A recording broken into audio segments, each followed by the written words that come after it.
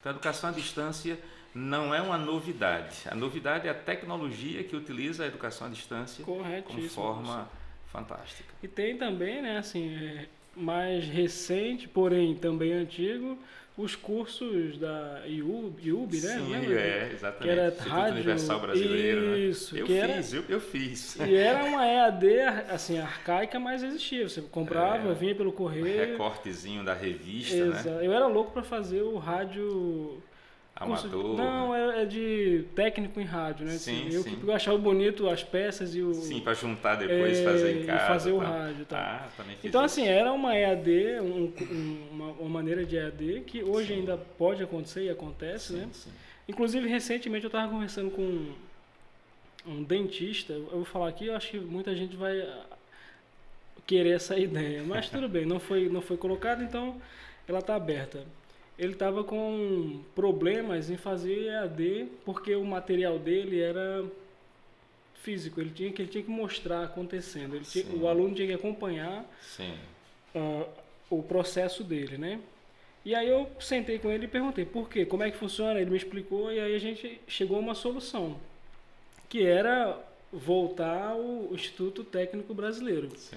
Ele mandaria para o aluno o material, Ele montaria, né? ele montaria o crânio, né, que você consegue e tal, e Sim, então ele iria fazendo isso e o aluno iria repetindo isso em casa. sim, sim. Então ele não precisaria ir a vários estados dando esse mesmo curso, gastando muito e Uma tal. imagem só resolveria, né? Uma imagem só, um objeto só, na verdade. Ele teria um objeto 3D, um objeto físico que o aluno poderia fazer a prática, que era muito prático o curso dele. Sim, sim. Então foi uma solução que a gente encontrou para ele. Deu certo, mas ele não executou. Ainda. Então se você é dentista aí, tem um curso, pode usar. Eu tô Fique deixando. ligado. Mas assim, eu acho importantíssimo essa questão também do toque, né, de você poder tocar em alguma coisa. Sim, sim.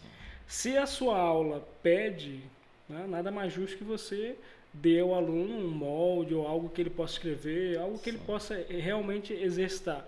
Porque quando você lê, quando você escuta e quando você produz, você agrega mais a informação. Sim, A sim. informação ela vai ficar mais presa a você. Existe, Arley, uma coisa que eu gosto de dizer aos alunos, e àqueles a quem eu me dirijo de vez em quando, que quanto mais você fizer uso das suas faculdades, né? No caso do tato, da audição, da visão, do paladar, da visão, enfim, quanto mais você usar os seus 5 sentidos naquilo que você estiver empreendendo, mais a informação ficará cauterizada na sua mente.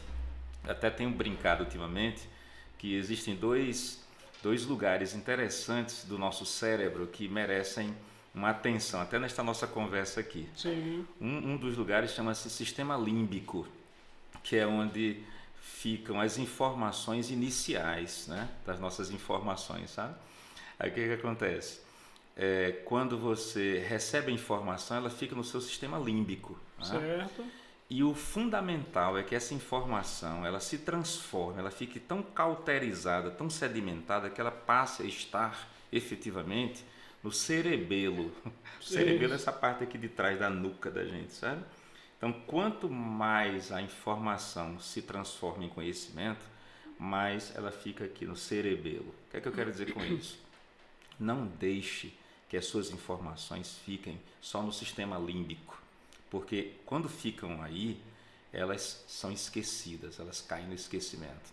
Mas se você fizer com que haja uma repetição da informação, uma cauterização da informação, essas informações ficam no cerebelo e você vai ficar velhinho e velhinha e não vai esquecer isso.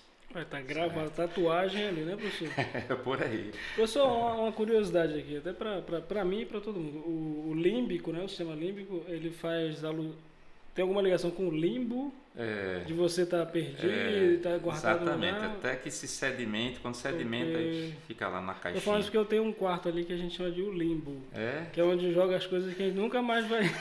Fica guardado ali um tempão, entendeu? Pois é, o Aí sistema tem que límbico tirar do ele, limbo para o estúdio, do límbico para o cerebelo. o cerebelo, né? vai ser aqui. Exatamente, exatamente. É desse jeito. Professor, me tira uma dúvida. Pois não. como é que tá? Como é que você pensa? A gente já conversou algumas vezes sobre isso, sobre essa questão da educação ser para todos, né? Sim. Então, assim, os profissionais, assim, a minha área, eu sou produtor audiovisual e eu vejo muitos profissionais da área que não têm trato com a língua, vamos pensar assim. Realmente não se preocupa com isso, não tem aquele cuidado de se comunicar, de conversar, de expor as suas ideias Aperfeiçoar, e né? aperfeiçoar. E isso eu vejo muito profissional dizendo, poxa, eu não consigo fechar um contrato, eu não consigo um cliente novo.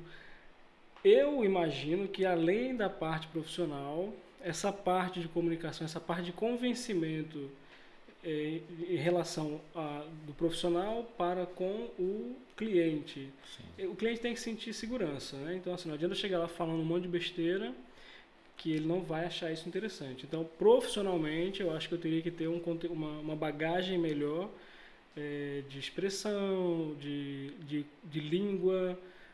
Você acha que isso é uma coisa que é importante para o público profissional? Ou você acha que isso é normal no nosso cotidiano? Olha, acho que eu posso responder a sua pergunta considerando três vertentes. A primeira delas é a seguinte: você perguntou se eu acho importante, né? Sim, A palavra importante, ela vem do verbo importar, né? Importar significa trazer para dentro. Então, quando você diz que determinada coisa é importante, significa que você está dizendo para a pessoa, olha, eu preciso trazer isso para dentro da minha vida. Então, no momento em que um profissional disser, é importante que eu aprenda a língua portuguesa, então significa que esse profissional vai trazer para dentro de si esse valor. sim, sim. Esse é um aspecto. O outro é com relação à necessidade, né? Há uma necessidade de que o profissional ele faça jus a esse nome. O profissional ele não é um amador. O profissional ele é aquele que tem um diferencial por aquilo que ele faz. Correto. Então, no momento em que ele diz, eu sou profissional de tal área, então as pessoas, os clientes, no caso, esperam que ele demonstre esse diferencial. Sim, sim. E um dos diferenciais de quem lida com pessoas é a linguagem. Uhum. A linguagem ela é exatamente esse link, essa associação entre a pessoa, né, que vai interagir com o outro, e nessa interação há a necessidade às vezes do refinamento, Correto. a necessidade da adequação linguística, Sim. a necessidade de se falar a linguagem que o outro compreenda, as chamadas adequações. Correto. Então esse seria o segundo aspecto. O terceiro, né, que é talvez o mais abrangente, é dizer que quando alguém se propuser, né, a fazer um trabalho de excelência, porque trabalho de qualidade é algo duvidoso, viu? Qualidade pode ser boa ou má.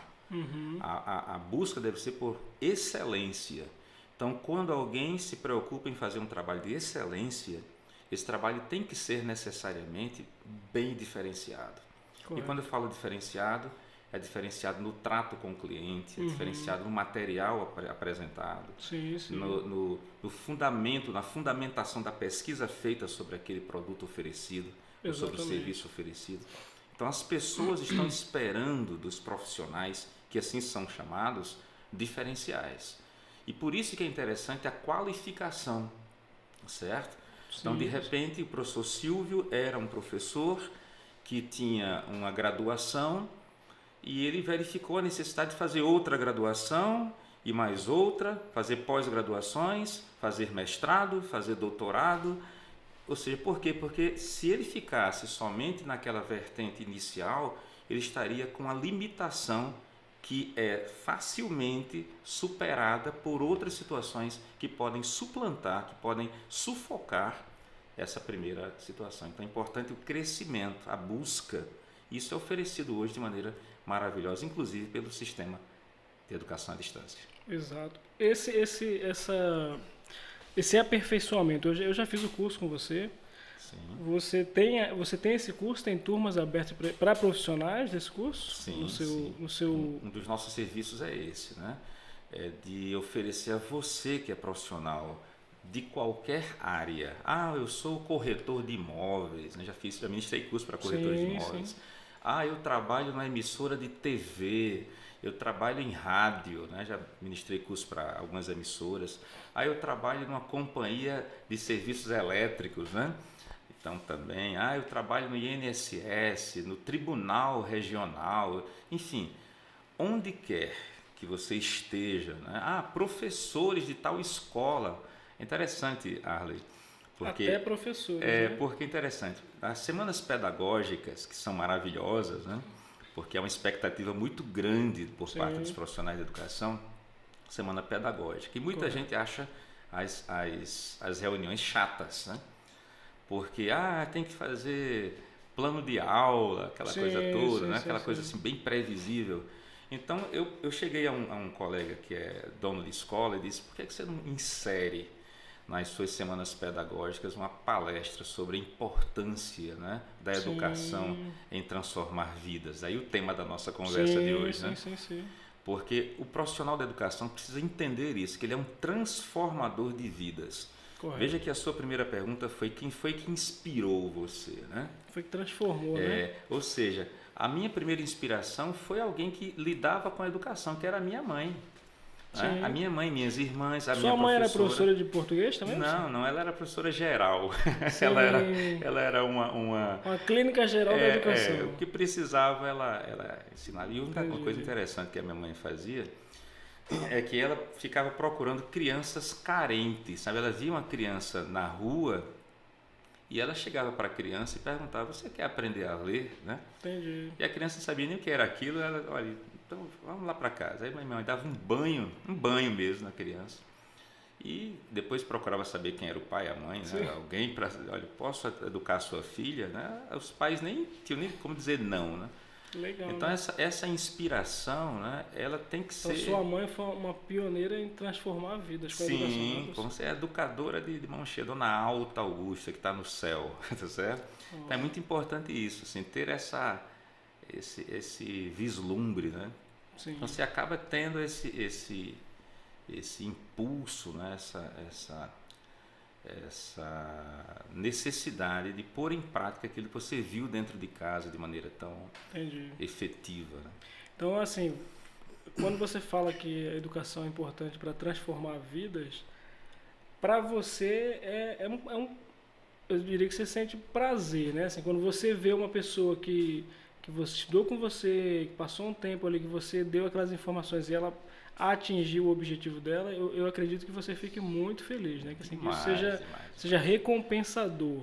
Não tem preço, não tem preço, sabe? Assim, ainda há pouco, antes de vir para cá, eu estava ministrando uma aula e a aluna só faltou chorar, porque a nota que eu dei para ela, né, que ela nunca havia tirado uma nota igual a esta que eu vou dizer, tirou nota 8 na redação, que eu corrigi.